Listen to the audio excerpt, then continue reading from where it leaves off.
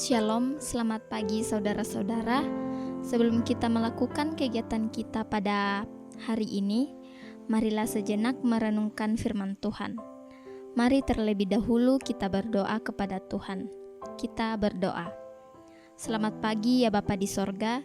Terima kasih atas penyertaan-Mu yang selalu kami rasakan dalam hidup kami. Pada pagi hari ini, kami hendak membaca dan merenungkan firman-Mu. Saat kami membacanya, tolong bantu kami untuk mengenal, mencintai, dan memahami-Mu dengan lebih baik. Bantu kami untuk mengenali kehendak dan firman-Mu dalam hidup kami. Ini doa kami dalam nama Tuhan Yesus kami sudah berdoa. Amin. Renungan kita pada pagi hari ini terambil dari kitab Mazmur pasal 81 ayatnya yang ke-9 sampai dengan ayatnya yang ke-17. Firman Tuhan, Aku telah mengangkat beban dari bahunya, tangannya telah bebas dari keranjang pikulan. Dalam kesesakan engkau berseru, maka aku meluputkan engkau. Aku menjawab engkau dalam persembunyian guntur.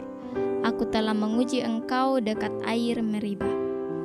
Dengarlah hai umatku, aku hendak memberi peringatan kepadamu.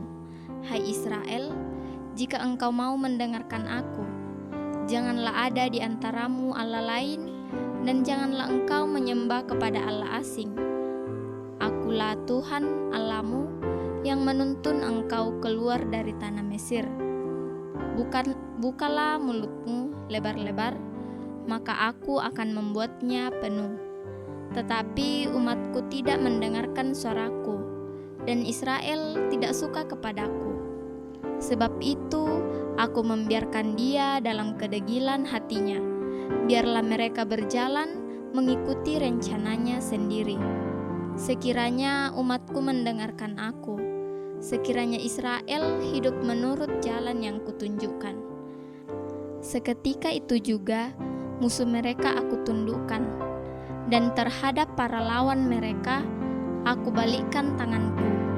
Orang-orang yang membenci Tuhan akan tunduk menjilat kepadanya, dan itulah nasib mereka untuk selama-lamanya. Tetapi umatku akan kuberi makan gandum yang terbaik, dan dengan madu dari gunung batu aku akan mengenyangkannya. Amin. Jika engkau mau mendengarkan aku. Saudara-saudara, pernahkah Anda berbuat kesalahan dan menyadarinya? Bagaimana perasaan Anda? Apakah menyesal, malu, lalu apa yang akan Anda lakukan? Pura-pura tidak tahu, minta maaf? Tentu banyak respon dan cara kita menyikapinya.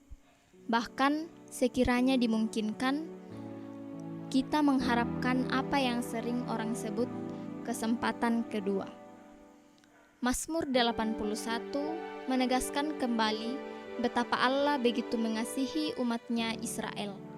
Karena kasih-Nya, Allah mengikat perjanjian dengan nenek moyang mereka dan mengikat semua keturunan Israel.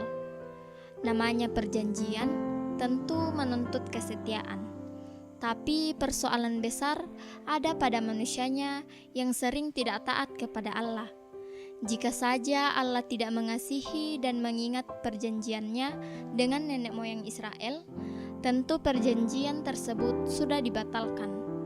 Tetapi lihatlah Allah kita itu, dalam ketidaktaatan umat, Allah kembali berinisiatif untuk membaharui janjinya kepada umat yang mengkhianati perjanjian.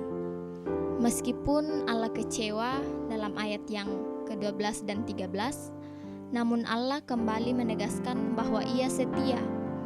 Ia memperbaharui janjinya, tetapi lebih tegas lagi menuntut umat untuk setia mendengarkan dan memperhatikan perintah-Nya, tidak menyembah Allah lain, dan hidup menurut jalan yang dikehendaki, supaya seketika itu juga musuh akan ditundukkan pada ayatnya yang ke-14. Umat akan dikenyangkan pada ayatnya yang ke-17.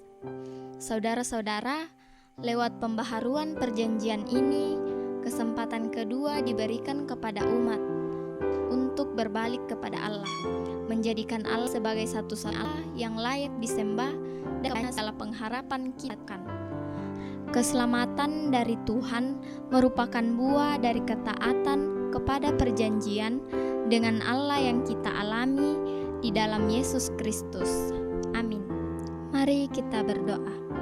Tuhan Yesus, terima kasih untuk sebagian dari firman-Mu yang telah kami renungkan pada pagi hari ini. Kami sangat bersukacita karena mendapatkan pengertian yang baru, dan kiranya Engkau menolong kami untuk memahami perkataan-Mu.